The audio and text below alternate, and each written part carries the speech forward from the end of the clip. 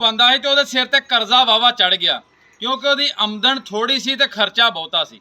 ਉਹਨੂੰ ਕੋਈ ਸਮਝ ਨਾ ਆਵੇ, ਵਾਪਟ ਵਾਲੇ ਉਹਦਾ ਮੀਟਰ ਵੀ ਲਾ ਗਏ, ਜਿਹੜੀ ਦੁਕਾਨ ਤੋਂ ਰਾਸ਼ਨ ਲੈਂਦਾ ਸੀ ਉੱਥੋਂ ਦਾ ਰਾਸ਼ਨ ਆਉਣਾ ਵੀ ਬੰਦ ਹੋ ਗਿਆ ਕਿਉਂਕਿ ਉੱਥੇ ਵੀ ਕੋਈ ਕਰਜ਼ਾ ਹੋ ਗਿਆ ਸੀ। ਯਾਨੀ ਕਿ ਉਹਦੀ ਆਮਦਨ ਟੋਟਲ 20,000 ਰੁਪਇਆ ਮਹੀਨਾ ਸੀ ਤੇ ਖਰਚਾ ਉਹ 50,000 ਕਰਦਾ ਸੀ ਪਿਆ। ਜਦੋਂ ਉਹਨੇ ਵੇਖਿਆ ਨਾ ਹੁਣ ਸਾਰੀ ਆਮਦਨ, ਸਾਰੇ ਕਾਰੋਬਾਰ ਮੇਰੇ ਅਖਰਾਜਾਤ ਸਾਰੇ ਬੰਦ ਹੋ ਗਏ ਨੇ, ਉਹਨੇ ਆ ਲੈ ਦੇ ਕੇ ਤੇ ਆਪਣੇ ਵੱਡੇ ਪੁੱਤਰ ਨੂੰ ਘਰ ਦਾ ਸਰਬਰਾ ਬਣਾਤਾ ਵੀ ਅੱਜ ਤੋਂ ਬਾਅਦ ਸਾਰਾ ਘਰ ਤੂੰ ਚਲਾਣਾ।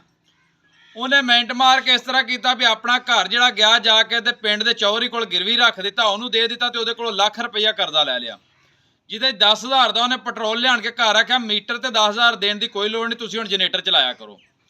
ਦੁਕਾਨ ਤੇ ਗਿਆ, ਜਾ ਕੇ ਦੁਕਾਨ ਵਾਲਾ ਪਿਛਲਾ ਬਕਾਇਆ ਦਿੱਤਾ, ਅੱਗੋਂ ਸੌਦਾ ਚੁੱਕ ਲਿਆ ਤੇ 40,000 ਰੁਪਈਆ ਵਿੱਚੋਂ ਆਪ ਖਾ ਗਿਆ। ਹੁਣ ਘਰਦਿਆਂ ਨੇ ਮੈਨੂੰ ਆਖਿਆ ਖਾਓ ਤੇ ਆਪ ਵੀ ਖਾਏ, ਲੇਕਿਨ ਘਰਦਿਆਂ ਨੂੰ ਸੀ ਪਤਾ ਵੀ ਇਹਨੇ ਸਾਡਾ ਘਰ ਜਿਹੜਾ ਗਿਰਵੀ ਰੱਖ ਦਿੱਤਾ।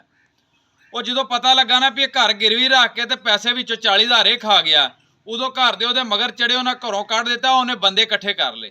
ਜਦੋਂ ਬੰਦੇ ਇਕੱਠੇ ਕੀਤੇ, ਬੰਦਿਆਂ ਨੇ ਫੈਸਲਾ ਕੀਤਾ, ਉਹਨੇ ਕਿਹਾ ਗੱਲ ਸੁਣ ਲਓ, ਅੱਗੇ ਤੁਹਾਡੇ ਘਰ ਦੇ ਵਿੱਚ ਫਾਕੇ ਸਨ, ਤੁਸੀਂ ਭੁੱਖ ਮਾਰਦੇ ਸੀ, ਜੇ ਇਹ ਖਾਂਦਾ ਤੇ ਤੁਹਾਡੇ ਉੱਤੇ ਲਾਂਦਾ ਵੀ, ਅਗਰ ਘਰ ਗਿਰਵੀ ਰੱਖਿਆ ਤੇ ਤੁਹਾਨੂੰ ਵੀ ਤਾਂ ਖਵਾਉਣ ਡਿਆ ਆ।